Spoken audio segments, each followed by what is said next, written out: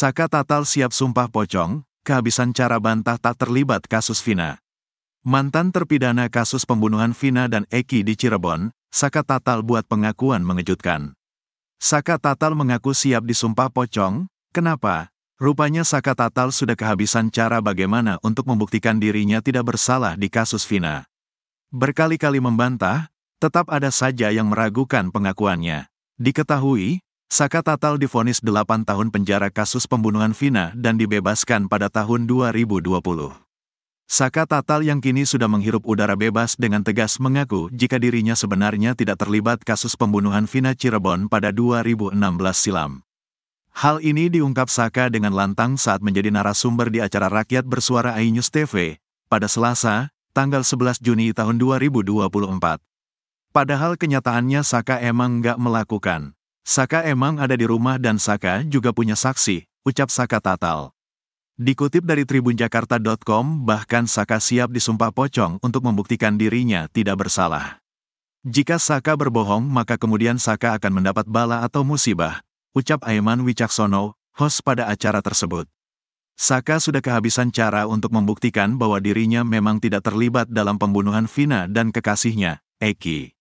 Saka berani sumpah pocong. Apapun yang akan terjadi, Saka siap, ucap Saka Tatal. Saka Tatal mengaku tidak tahu menahu alasan dirinya ditangkap. Ia menjelaskan tidak mendapat keterangan apapun saat awal mula ditangkap di rumah oleh aparat kepolisian. Tiba-tiba ditangkap tanpa ada keterangan apapun. Saya ditangkap setelah isi bensin, surat penangkapan pun enggak ada, terang Saka Tatal sambil menahan tangis. Kendati begitu, Saka Tatal lalu menuntut keadilan kepada aparat kepolisian yang sudah menjembloskan dirinya ke penjara.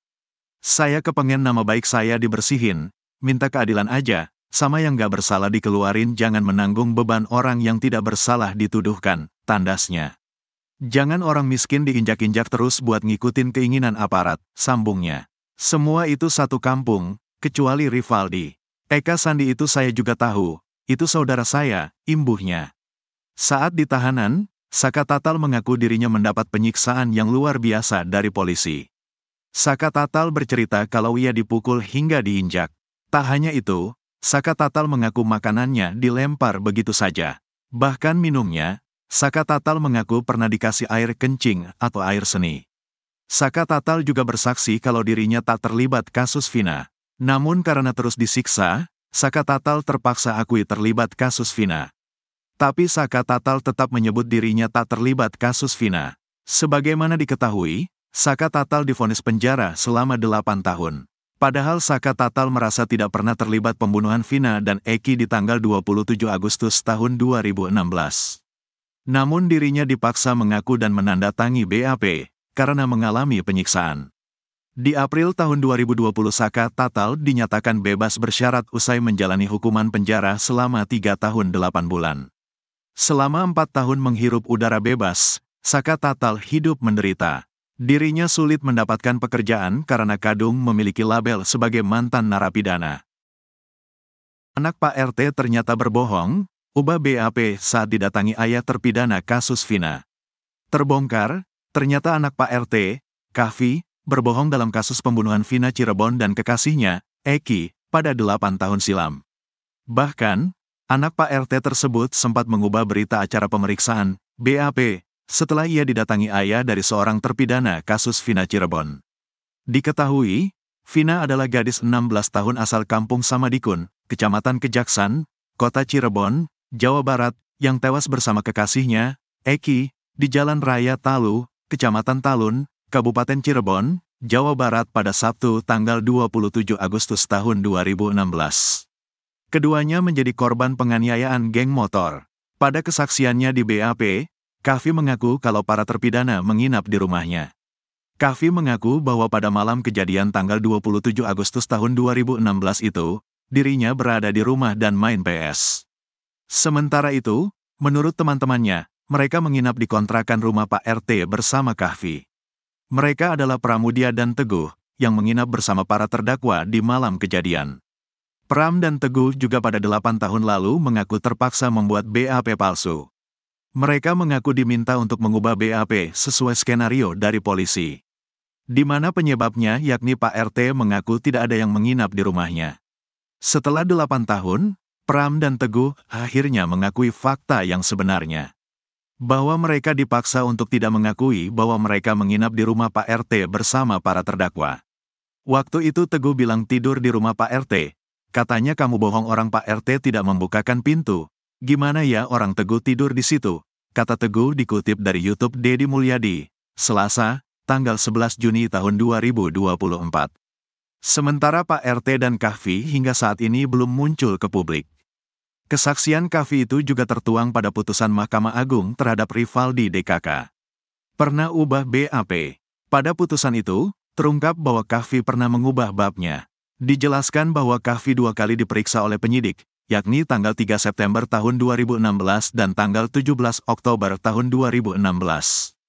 Pada pemeriksaan kedua itu, Kahfi mengubah berita acara sebelumnya, karena merasa keterangan yang pertama harus diperbaiki. Karena saat itu saksi baru pulang kerja, sehingga masih terasa lelah dan karena pada pemeriksaan yang pertama saksi didatangi oleh bapak dari SDR. Hadi dan mengharapkan saksi menerangkan seperti itu sebagai bentuk solidaritas, tulis berkas putusan Ma. Pada keterangannya, Kahfi juga mengaku kalau mereka tidak ditegur saat nongkrong di warung Bu Nining.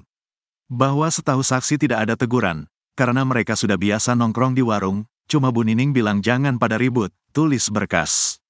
Padahal menurut Teguh dan Pras, malam itu mereka ditegur oleh Bu Nining dan diminta untuk pindah. Tidak menginap, setelah itu mereka pun pindah ke rumah Pak RT dan menginap hingga pagi hari. Masih dalam kesaksiannya, Kahfi juga mengaku kalau dirinya pulang dari warung Bu Nining sekitar pukul 21 waktu Indonesia Barat. Bapak saksi yaitu saksi Abdul Pasren masih terjaga lalu saksi bermain PlayStation bersama keponakan, tulis putusan itu lagi. Tak hanya itu, Kahfi juga mengaku tidak pernah mengajak para terdakwa untuk menginap di rumahnya pada malam kejadian. Setelah teman-temannya itu divonis hukuman seumur hidup, Kahfi dan ayahnya mendadak menghilang. Bahkan menurut Paman Saka Tatal, Sadikun, Pak RT diusir oleh warga. Sebab Pak RT dianggap tak bertanggung jawab dan tidak memberikan fakta sebenarnya. Terbongkar Pak RT di TKP kasus Vina Cirebon menghilang, kesaksiannya bohong. Akhirnya terbongkar alasan mengapa Pak RT di TKP pembunuhan Vina Cirebon dan Eki terkesan menghilang dari kasus yang saat ini kembali lagi viral. Diketahui, Vina adalah gadis 16 tahun asal kampung Samadikun, Kecamatan Kejaksan, Kota Cirebon, Jawa Barat, yang tewas bersama kekasihnya, Eki, di Jalan Raya Talu, Kecamatan Talun, Kabupaten Cirebon, Jawa Barat pada Sabtu tanggal 27 Agustus tahun 2016. Keduanya menjadi korban penganiayaan geng motor. Satu di antara saksi kunci yakni seorang Pak RT, yang lingkungannya menjadi lokasi pembunuhan Vina Cirebon dan Eki. Ternyata Pak RT mengarang cerita saat di BAP kasus Vina Cirebon. Kebohongan itu diungkap langsung oleh teman terdakwa kasus Vina, Teguh.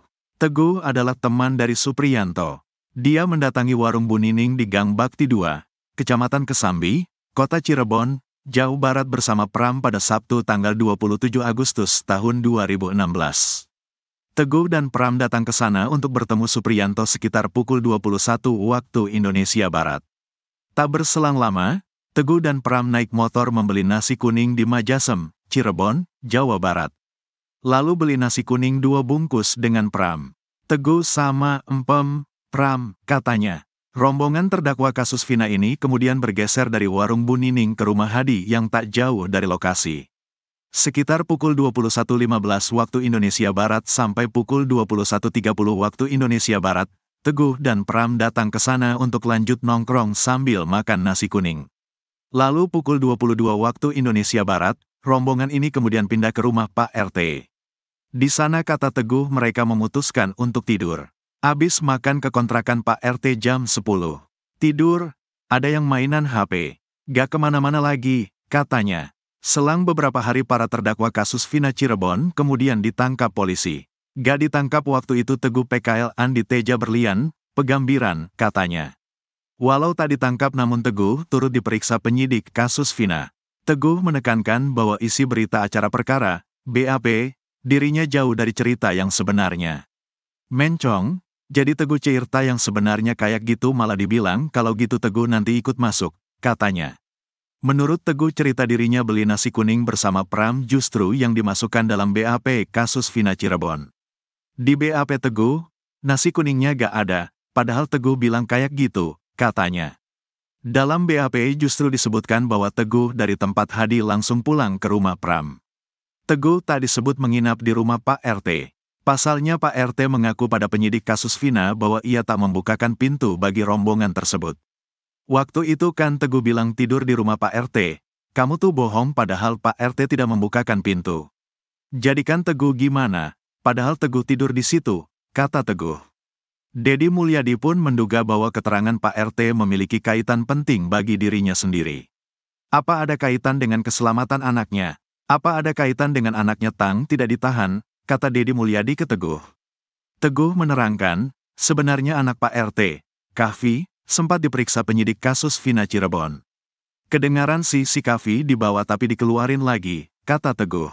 Diinformasikan bahwa 8 terdakwa ditangkap dalam kasus Vina Cirebon, yakni Eko Ramdhani, Hadi Saputra, Jaya, Eka Sandi, Supriyanto, Sudirman, Rivaldi Aditya Wardana, dan Saka Tatal. Mereka ditangkap ayah Eki, Rudiana atas kesaksian Dede dan Aep. Pada Rudiana, Aep dan Dede mengaku melihat para terdakwa ini mengejar dan melempari Eki dan Vina. Cerita ibu terpidana kasus Vina menangis di pangkuan Pak RT, permintaannya tak digubris, diusir.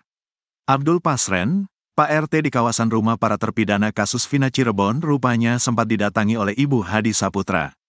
Ibu kandung Hadi Saputra, Umainah, bahkan sampai menangis di pangkuan Pasren. Saat itu Umainah meminta Abdul Pasren untuk menceritakan kejadian sebenarnya. Di mana pada malam kejadian, Sabtu tanggal 27 Agustus tahun 2016, Hadi Saputra menginap di rumah kontrakan miliknya. Hadi bersama para terpidana yang lain menginap di rumah kontrakan itu bersama anak Pak RT, Kahfi. Saat itu Umainah datang bersama suaminya, Hasanah alias Sanos. Cari di sini, namun rupanya permintaan dari warganya itu tidak digubris oleh Pasren. Ia lebih memilih berbohong dan membuat keterangan yang berbeda dengan faktanya. Bukan melindungi warganya, Pasren justru seolah tak mau ikut-ikutan dalam penangkapan 7 anak muda di kampungnya. Pasren membuat keterangan bahwa pada malam kejadian, putranya yang bernama Kahfi itu pulang ke rumah sekitar pukul 21 waktu Indonesia Barat. Padahal menurut para saksi, yakni Teguh dan Pram, mereka menginap di rumah Pak RT. Waktu itu Teguh bilang tidur di rumah Pak RT. Katanya, kamu bohong, orang Pak RT tidak membukakan pintu. Gimana ya orang Teguh tidur di situ? Kata Teguh dikutip dari YouTube milik Deddy Mulyadi, Selasa, tanggal 11 Juni tahun 2024. Merasa bingung dan aneh dengan pengakuan Pak RT itu, Teguh pun terpaksa berbohong.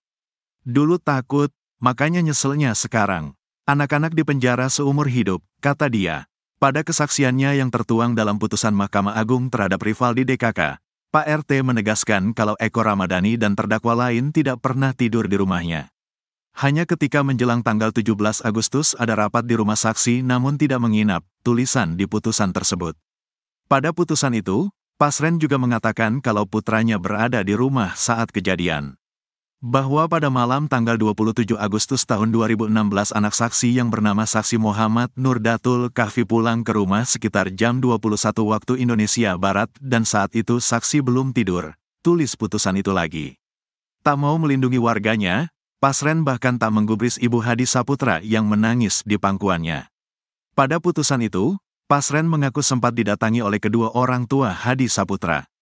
Bahwa keluarga Hadi datang bapaknya bernama Hasanah alias SANOS dan ibunya bernama UMAINAH pada pagi hari. Ibu dari Hadi menangis di pangkuan saksi sambil meminta bantuan saksi supaya anaknya tidak terjerat hukum, tulis putusan itu lagi. Namun rupanya tangisan Umainah itu tak mampu membuat Pasren luluh untuk mengatakan fakta yang sebenarnya. Pasren tak memberikan keterangan yang meringankan para terdakwa. Menurut Sadikun, Paman Eka Tatal, sejak saat itu Pasren diusir oleh warganya. Diusir karena gak punya tanggung jawab, posisi anak-anak di situ dia gak mau jadi saksi, gak mau ikut-ikutan, jelas Sadikun. Padahal menurut dia, Eka Sandi pada Minggu tanggal 28 Agustus tahun 2024 pagi mengaku menginap di rumah Pak RT. Katanya nginep di rumah RT situ, sama anak-anak, ungkapnya. Isi bagasi motor Peggy yang disita polisi disebut terkait kasus Vina Cirebon. Polisi akhirnya mengembalikan motor Peggy Setiawan alias Perong, tersangka kasus pembunuhan Vina Cirebon dan Eki, yang sempat disita beberapa waktu lalu. Diketahui, Vina adalah gadis 16 tahun asal Kampung Samadikun, Kecamatan Kejaksan, Kota Cirebon, Jawa Barat, yang tewas bersama kekasihnya, Eki, di Jalan Raya Talu, Kecamatan Talun, Kabupaten Cirebon, Jawa Barat pada Sabtu tanggal 27 Agustus tahun 2016. Keduanya menjadi korban penganiayaan geng motor. Motor berwarna biru itu dikembalikan ke keluarga Peggy usai menjalani tes psikologi selama 6 jam di Mapolda Jabar, pada Sabtu, tanggal 8 Juni tahun 2024. Motor yang dikembalikan tersebut adalah motor Nouvo berwarna biru dengan nopol Z6046. Motor tersebut diketahui disita saat penangkapan pada tanggal 21 Mei tahun 2024 lalu. Motor itu sempat ikut diamankan polisi di Bandung setelah Peggy dinilai terlibat kasus Vina Cirebon. Setelah menerima sepeda motor Peggy, keluarga dan kuasa hukum membuka bagasi motor di bawah jok motor Peggy di depan wartawan. Lihat, ada Al-Qur'annya di jok motor, Peggy Setiawan, kata Tony RM, salah satu kuasa hukum Peggy saat membuka jok motor Peggy. Tony membeberkan, selain Al-Qur'an, di dalam jok kendaraan tersebut juga tersimpan 2 jaket yakni berwarna coklat dan hitam.